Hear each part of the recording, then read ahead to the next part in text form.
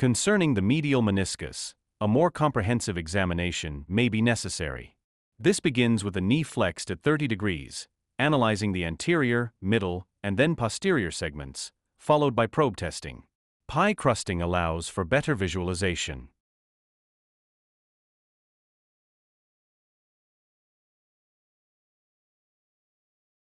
Even in cases of a posterior vertical tear, it is necessary to explore the postéro-médial compartment by passing through the notch. Medial rotation allows for mobilization of the capsule.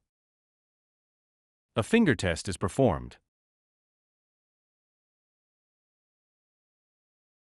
Followed by probe testing above the meniscus to highlight the ramp tear.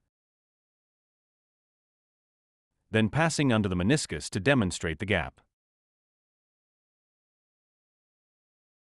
Flexing the leg to 90 degrees and then medially rotating it allows to demonstrate the displacement.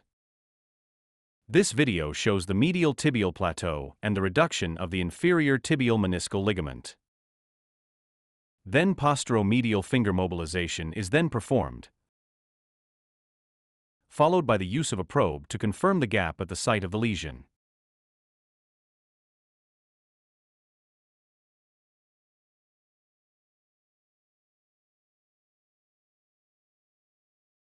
A needle is positioned postéro-médially to unfold the capsule and further confirm the lesion. While meniscal exploration should be systematic, it can be performed quickly. The medial meniscus is the most frequent site of injury associated with ACL rupture, and a more precise exploration is often necessary, particularly to look for hidden lesions at the posterior capsulomeniscal junction, ramp lesion.